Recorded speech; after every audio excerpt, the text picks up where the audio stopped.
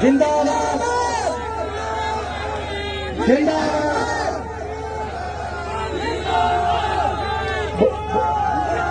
बहुत बहुत धन्यवाद बड़ी बहन।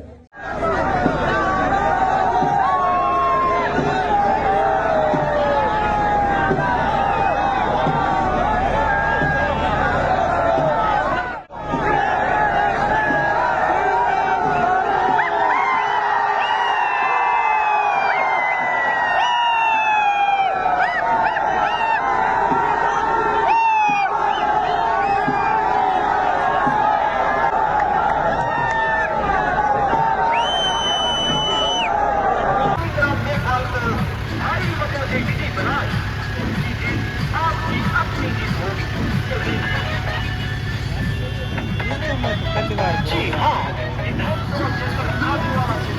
कांग्रेस पार्टी के प्रत्याशी गोविंदराम मेघवाल को हाथ के सामने वाला बटन दबाकर भारी मतों से विजयी बनाएं। याद रखें, 25 नवंबर के दिन हाथ के सामने वाला बटन दबाकर गोविंदराम मेघवाल को भारी मतों से विजयी बनाएं। आपकी अपनी जीत होगी।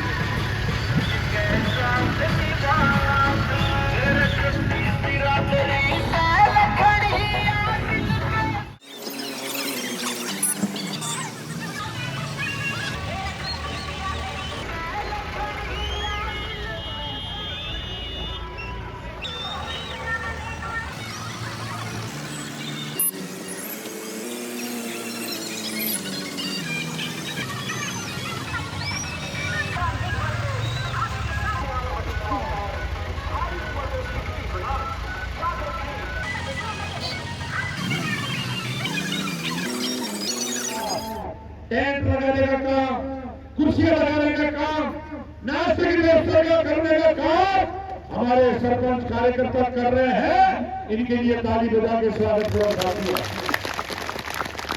मैंने कहा था जब नोखा में एमएलए था, नोखा एमएलए था वहां, लेकिन काम मैंने खादुवाला में भी कराए थे। उस वक्त भी कहा था कि मैं फूदर का निवासी हूँ, फूदर में गरीब घर में पैदा हुआ हूँ। पता नहीं मोदी ने चाय बनाई कि नहीं बनाई, लेकिन मुझे याद है कि हमने मजदूरी करके दूसरी क्लास में रोड बनी थी फूदर वाली, मजदूरी करके आगे बढ़े।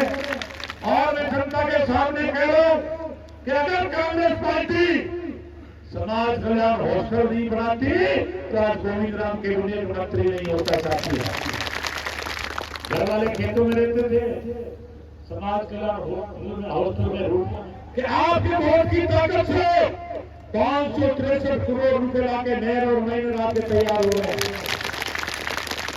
50 करोड़ रुपए बजट में खाने के लिए आ गए हैं।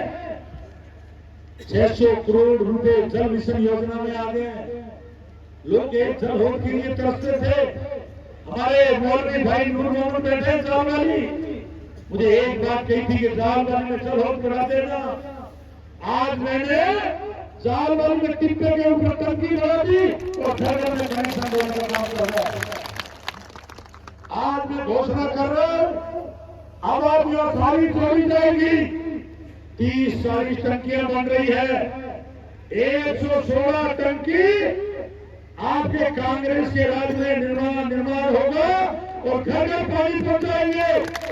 हमारी मां बेटी को आज गंदा पानी लाने को मजबूर नहीं होना पड़ेगा। ये बात हमने जीतने के बाद कही थी। जब मुख्यमंत्री जी आए थे बीएसएफ के सामने, हमने कहा था, सरकार ने उठाया था कि नहरों में गंदा पानी आ रहा है, लोग बीमार हो रहे हैं। हमने नहरें ठीक करवाई, माइनर ठीक करवाए, खाए ठीक करवाए और साथ में पीने के लिए शुद्ध पानी की व्यवस्था कर रहे हैं। अब शिकायत इतनी हो रही है कि अभी तक लाइन बिछी नहीं।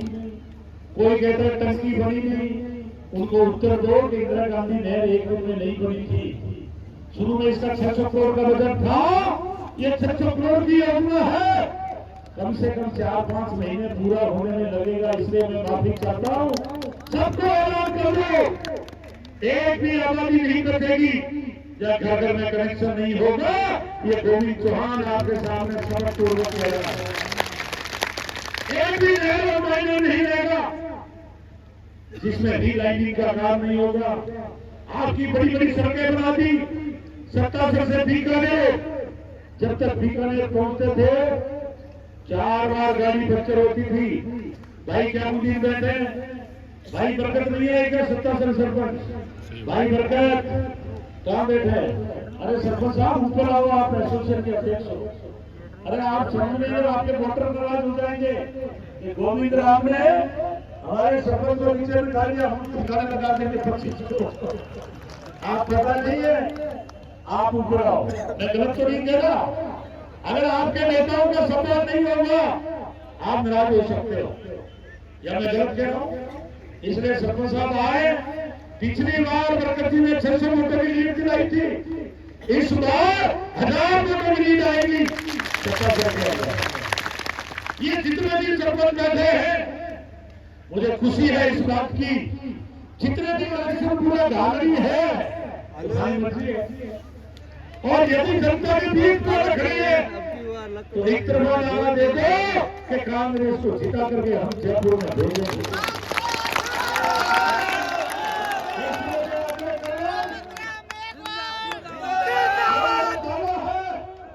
जनता की अदालत में संकल्प ले रहा हूँ, सौगंध खा रहा हूँ। 5 साल में मैं कभी बच्चों को लेकर बाजार नहीं गया। जब आपने 2018 में रिकॉर्ड वोटों से जिताया, उसी दिन मैंने तय किया कि गोविंद राम 21,000 से जीता है, बीकानेर में सबसे बड़ी जीत है। मैंने उसी दिन संकल्प लिया विकास के रिकॉर्ड तोड़ काम करूंगा खाजूवाला में। ये ठीक कहा सरिता ने, अभी मकान की नींव भरी है, मकान की दीवार बनी है, मकान का छत बना है। अभी में डिस्टर्ब मत करो चाहिए। तो आपकी बार कांग्रेस सरकार वोट विकास को बहुत बहुत धन्यवाद। जय हिंद जय भारत। तो वो हमें याद करेगी।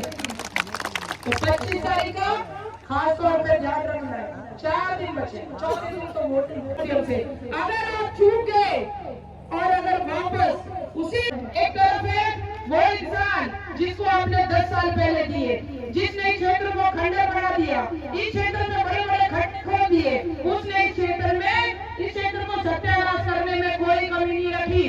और दूसरी तरफ है, मैं गर्व से कहती हूँ कि मेरे पिताजी जिन्होंने कोरोना के बावजूद 2 साल के अंदर आपको इतने विकास कार्य दिए, आपको इतने बड़े बड़े काम दिए, एक विकास का ढांचा लाके हमने खड़ा कर दिया।